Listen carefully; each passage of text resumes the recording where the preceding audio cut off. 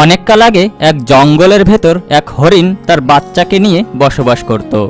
হরিণ বাচ্চার মাকে শিকারীরা মেরে ফেলেছে, তাই সে তার বাবার সাথেই থাকে। হরিণের বাচ্চাটি খুব ছোট ছিল, তাই হরিণটা সবসময় তার পাশে পাশে থাকত।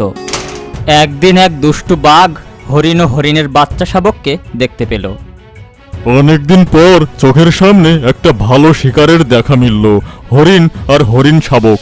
বেশ কিছুদিন যাবৎ কোনো হরিণের তাজা মাংস খাওয়া হয়নি। বয়সের ভারে শরীরটা দুর্বল হয়ে গেছে, তাই তো আগের মতো আর শিকারও ধরতে পারি না। প্রথমে হরিণের বাচ্চাটিকে খাবো, তারপর হা হা হা হা হা। আমার খুব ক্ষুধা লেগেছে, আমাকে খেতে দাও। আমার সোনা, তুমি এখানে একটু থাকো, আমি তোমার জন্য কিছু খাবার খুঁজে নিয়ে আসছি। এখান থেকে কিন্তু তুমি কোথাও যাবে না। ঠিক আছে, আমি এখান থেকে কোথাও যাব না, তুমি তাড়াতাড়ি ফিরে এসো। দূরে আড়ালে দাঁড়িয়ে দুষ্টু বাঘ হরিণ ও তার বাচ্চার এসব কথা শুনছিল। বাহ বাহ বাহ, হা হা হা হা, এই তো সুযোগ। তারপর হরিণ তার বাচ্চার জন্য খাবার খুঁজতে বের হলো। অনেকক্ষণ ঘুরে হরিণটা কোনো খাবার খুঁজে পেল না। কি হয়েছে হরিণ ভাই, এত মন খারাপ করে আছো কেন? আর বলো না বাঘ ভাই, আমার ছোট বাচ্চাটা না খেয়েই আছে। অনেকক্ষণ ধরে জঙ্গলের ভেতর খাবার খুঁজলাম, কিন্তু কোথাও কোনো খাবার খুঁজে পেলাম না। হ্যাঁ হরিণ ভাই, এই জঙ্গলে খাবারের এতটাই অভাব, প্রচণ্ড খরার কারণে জঙ্গলের সব ঘাস শুকিয়ে গেছে। বৃষ্টি না হওয়া পর্যন্ত হয়তো আর কচি ঘাস জন্মাবেও না। বাঘ ভাই, তাহলে আমি এখন কি করব? আমার বাচ্চাটা যে ক্ষুধার জ্বালায় ছটফট করছে।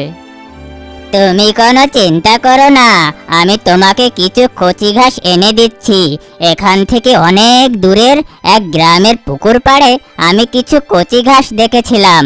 তুমি এখানেই থাকো, আমি চট করে গিয়ে কিছু কচি ঘাস তোমার জন্য নিয়ে আসছি।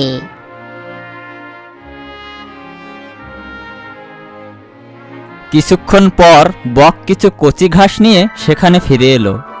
এই নাও, এই ঘাসগুলো তোমার বাচ্চার জন্য নিয়ে যাও। ধন্যবাদ বাঘ ভাই, তোমার এই উপকারের কথা আমি কখনো ভুলবো না। তারপর হরিণ কচি ঘাস নিয়ে ফিরে এলো। ফিরে এসে হরিণটা তার বাচ্চাকে কোথাও দেখতে পেল না। এ কি, আমার ছোট্ট বাচ্চাটা কোথায় গেল? আমি তো তাকে এখানেই রেখে গিয়েছিলাম। তাহলে কি কেউ আমার বাচ্চা শাবকটিকে খেয়ে ফেললো নাকি? হঠাৎ হরিণ সেখানে বাঘকে দেখতে পেল। এই দুষ্টু বাঘ, নিশ্চয় তুই আমার বাচ্চাটিকে খেয়ে নিয়েছিস, তাই না? হা হা হা হা, এই যে হরিণ, আমি তোর বাচ্চাকে এখনো খাইনি, তবে আমার কথা না শুনলে তোর বাচ্চাটিকে আমি খেয়ে নেব। তার মানে আমার বাচ্চা এখনো বেঁচে আছে? হ্যাঁ, তোর বাচ্চাটি আমার কাছে আছে। আমি যেমনটা বলবো তেমনটা যদি তুই না করিস, তাহলে আমি তোর বাচ্চাকে খেয়ে ফেলবো। না না, তুমি আমার বাচ্চাকে খেও না, আমি তোমার কথাই রাজি। বলো আমাকে কি করতে হবে? যদি তুই তোর বাচ্চাটিকে জীবিত দেখতে চাস, তাহলে প্রতিদিন তুই আমার জন্য কিছু না কিছু খাবার খুঁজে নিয়ে আসবি। আর যেদিন তুই কোনো খাবার আনবি না, সেদিনই আমি তোর বাচ্চাকে মেরে খেয়ে নেব। বল, আমার কথায় তুই রাজি আছিস কিনা? হ্যাঁ, আমি তোমার কথাই রাজি। তাহলে যা, আজ থেকে কাজ শুরু করে দে। যা, আমার জন্য খাবার খুঁজে নিয়ে আয়। ক্ষুধার জ্বালায় পেটের ভেতর আগুন জ্বলছে। তারপর হরিণ বাঘের জন্য খাবার খুঁজতে বেরিয়ে পড়ল। সারাদিন ধরে হরিণ বাঘের জন্য খাবার খুঁজতে থাকে। অনেক খুঁজে অবশেষে হরিণটা কিছু খাবার খুঁজে পেল। কিরে, সারাদিন অপেক্ষা করি এই অল্প পরিমাণ খাবার নিয়ে এলি? এই অল্প খাবারে তো আমার পেটের এক কোণাও ভরবে না। সারা জঙ্গল তন্ন তন্ন করে খুঁজে এই খাবারগুলো জোগাড় করেছি। জঙ্গলে খাবারের প্রচুর অভাব। ঠিক আছে, আজকের মতো এটা দিয়েই কোনো মতে চালিয়ে নেব। কাল কিন্তু বেশি খাবার চাই, এই বলে দিলাম। এভাবে হরিণটা প্রতিদিনই বাঘের জন্য কোনো না কোনো খাবার জোগাড় করে নিয়ে আসতো, আর বাঘটা সে খাবার খেত। বাহ বাহ বাহ, আজ তো বেশ ভালো খাবার জোগাড় করেছিস দেখছি। এবার কি তুমি আমার বাচ্চাটিকে একটু দেখতে দেবে? আমার বাচ্চাটা কেমন আছে, কি খাচ্ছে, দেখতে আমার বড়ই ইচ্ছে করছে। শোন, তোর বাচ্চা অনেক ভালো আছে, তবে এখন তুই তার সাথে দেখা করতে পারবি না। 1 মাস পর তোকে দেখা করতে দেব। কেন 1 মাস পরে কেন? এত প্রশ্ন করিস না তো। আমার কথা মতো না চললে কিন্তু আমি তোর বাচ্চাকে আজই খেয়ে ফেলবো। না না, ঠিক আছে, 1 মাস পরে দেখলেই হবে। তুমি আমার বাচ্চাটির কোনো ক্ষতি করো না। তবে যা, এখন আমার জন্য আরো খাবার জোগাড় করে আন।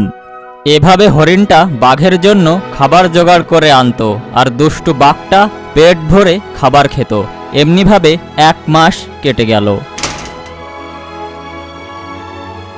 এবার তো 1 মাস পূর্ণ হয়ে গেছে, এখন আমার বাচ্চাটিকে একটু দেখতে দাও।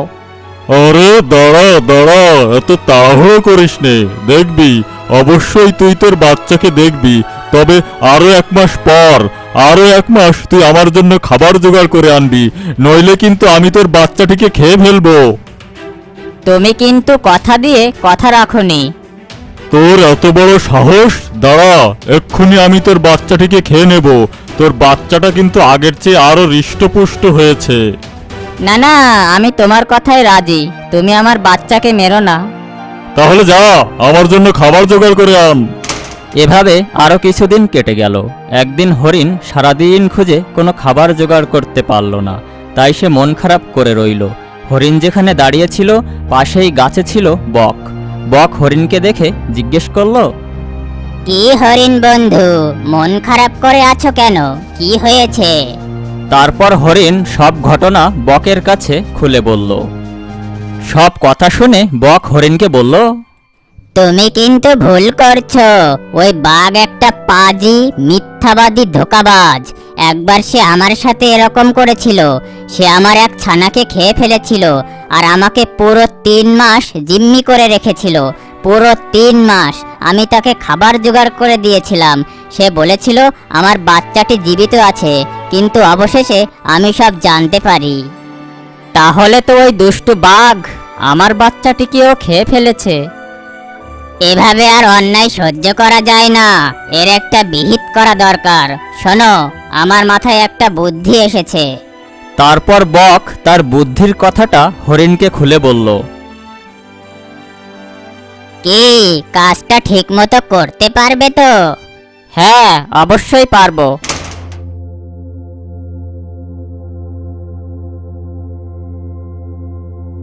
কি রে, আজ আমার খাবারটা এখানে রেখেছিস কেন?